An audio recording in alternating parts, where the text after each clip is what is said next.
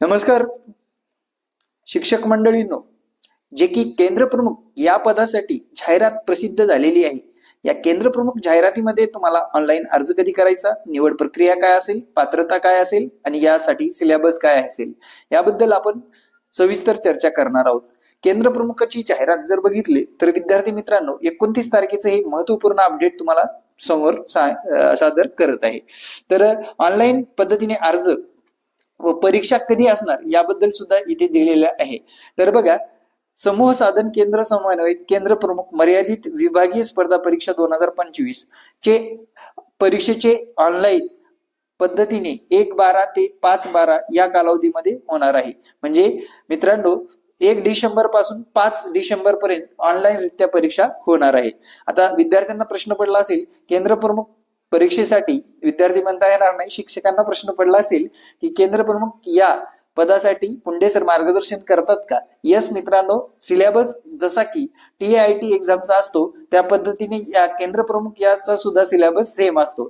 त्यामुळे सर्व विषयासह आपण मार्गदर्शन करत असतो. तुम्हाला जर मार्गदर्शन हवं असेल तर मला या संपर्क क्रमांकावर संपर्क करायचे, शक्यतो व्हॉट्सअप करायचे. केंद्र प्रमुख परीक्षेसाठी लागणारा सर्व सिलेबस तुम्हाला इथे मिळून जाणार आहे. सिलेबस म्हणजे शिकवलं जाणार आहे ऑनलाईन क्लासच्या माध्यमातून. यापूर्वी सुद्धा आपल्याकडे स्पेशल बॅच चालू होती. आता जाहिरात आल्यानंतर बी आता आपली बॅच चालूच आहे मित्रांनो. तुम्हाला जर हवी असेल तर मला या संपर्क क्रमांकावर संपर्क साधायचा आहे. चला तर मग मित्रांनो पाहू, केंद्र प्रमुख या पदासाठी लागणारी पात्रता जर बघितलं, पदसंख्येचा विचार करता 2410 पदसंख्या आहे. पदसंख्येमध्ये केंद्र प्रमुख हे पद आहे आणि याचा ग्रेड पे जर बघितला 41,800 ते 1,32,300 या कालावधी या मर्यादित पगार आहे. आणि जे की विभागानुसार जागा सुद्धा इथे उपलब्ध आहेत. ज्या काही जागा आपल्याला भरण्यात सांगितलेलं आहे. तर बघा, याचा सिलेबस काय असतो व शैक्षणिक पात्रता काय असते याबद्दल आपण माहिती पाहणार आहोत. तर बघा, शैक्षणिक व व्यावसायिक पात्रता काय असणार. शैक्षणिक व व्यावसायिक पात्रता 18 जुलै 2025 च्या नमूद केल्याप्रमाणे मर्यादित विभाग स्पर्धा परीक्षा निश्चित करण्यात आलेली आहे. पात्रता फक्त संबंधित जिल्हा परिषदेमधील शाळेवर कार्यरत पात्र शिक्षक सदर परीक्षेसाठी अर्ज करण्यास पात्र आहेत.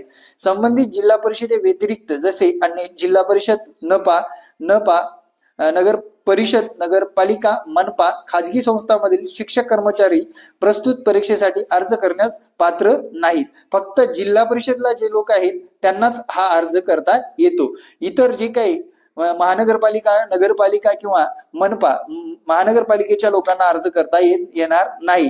ज्यांची नियुक्ती जिल्हा परिषद मधील शाळेवरच आहेत, कार्यरत पात्र आहेत, त्या लोकांनाच हा अर्ज करता येतो. ठीक आहे. तर बघा, जाहिरात अनुसरून निश्चित करण्यात आलेला अर्ज स्वीकारण्याचा अंतिम दिनांकात उमेदवारांना कोणतीही मान्यता प्राप्त विद्यापीठाची BA, BCom, BSc ही पदवी उत्तीर्ण होणे आवश्यक आहे. आणि जिल्हा परिषदेच्या प्रशिक्षित पदवीधर शिक्षक किंवा प्रशिक्षित शिक्षक प्राथमिक या पदावर किमान 6 वर्ष अखंडित सेवा पूर्ण करणे आवश्यक आहे. यासाठी शिक्षण सेवक पदावरील सेवा ग्राह्य धरण्यात येईल. म्हणजे जवळपास 6 वर्ष तुम्ही त्या पदावर असणं आवश्यक आहे. ही पात्रता खूप महत्वाची आहे. मर्यादित विभागीय स्पर्धा परीक्षेसाठी उमेदवार ज्या जिल्हा परिषदेमध्ये कार्यरत असेल त्याच जिल्ह्यासाठी निवडीस पात्र राहील.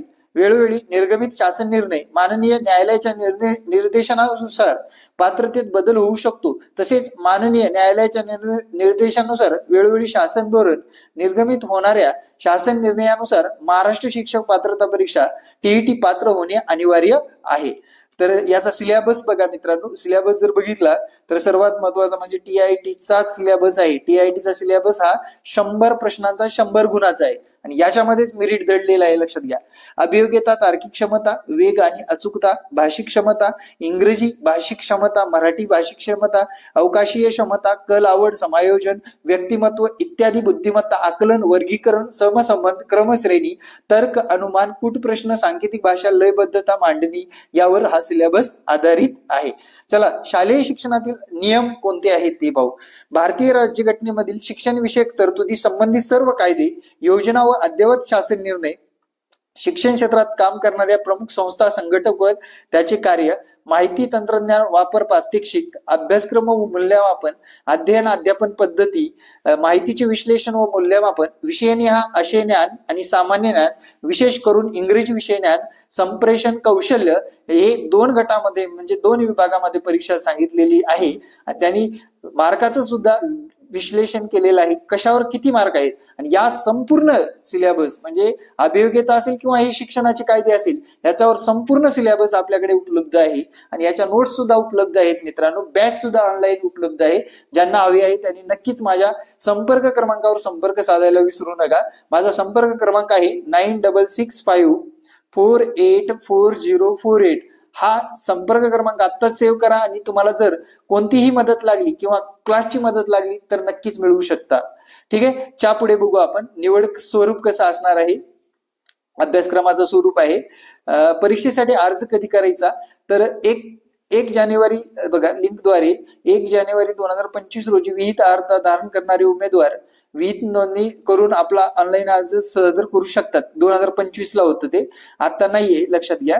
तर मर्यादित विभागीय सगळ्या गोष्टी दिलेल्या आहेत. आता अर्ज कधी सादर करायचा आणि कधीपासून परीक्षा आहे याबद्दल सविस्तर माहिती खाली दिलेली आहे. तर बघा 8-10 पूर्वी सन 2023 मध्ये 8-10-2025 ते 18-10-2025 या कालावधीमध्ये तुम्हाला अर्ज करायचा आहे. पूर्वी सन 2023 मध्ये ऑनलाईन आवेदन पत्र भरलेल्या उमेदवारांनी शासन निर्णयानुसार ऑनलाईन आवेदन पत्रामध्ये दुरुस्तीसाठी कालावधी दिलेला आहे. तो आहे कालावधी, लक्षात घ्या. इथे कालावधी काय दिले, 8-10-2025 ते 18-10-2025 या कालावधीत. नवीन उमेदवारासाठी ऑनलाईन अर्ज सादर करायचा आहे त्यांनी 25-10-2025 ते म्हणजे 25 ऑक्टोबर पासून ते 11 नोव्हेंबर पर्यंत तुम्हाला अर्ज करता येणार आहे. 11 नोव्हेंबर पर्यंत तुम्हाला अर्ज करता येणार आहे. ऑनलाईन पद्धतीने विहित परीक्षा शुल्क भरण्यासाठी 10-11-2025 म्हणजे 10 ऑक्टोबर 2025 रोजी तुम्हाला 12 वाजेपर्यंत ऑनलाईन अर्ज भरायचा आहे. आणि परीक्षेचा दिनांक जर पाहिलं, केंद्रप्रमुख परीक्षेचा दिनांक 1 डिसेंबर 2025 ते 5 डिसेंबर 2025 या कालावधीमध्ये ऑनलाईन परीक्षा होणार आहे. हे सगळ्यात महत्वाची गोष्ट लक्षात ठेवा. आणि अर्ज करत असताना काय काय करावं लागतं या सर्व गोष्टी याच्यामध्ये दिलेल्या आहेत. हा जी काही जाहिरात आहे तुम्हाला महाराष्ट्र परीक्षा परिषदेच्या वेबसाईटवर मिळतेच, पण आपल्या टेलिग्राम चॅनलला भेट दिला तर टेलिग्राम चॅनलवर सुद्धा टाकतो. @H पुंडे सर हे आपलं टेलिग्राम चॅनल आहे. आणि आपल्या शिक्षक मंडळीला सुद्धा आपलं हे जी काही GR आहे किंवा हा व्हिडिओ आहे नक्की शेअर करा. आणि तुम्हाला माहिती सर्व कळाली असेल असं गृहीत धरून हा व्हिडिओ इथे समाप्त करतो. जय हिंद, जय महाराष्ट्र, धन्यवाद.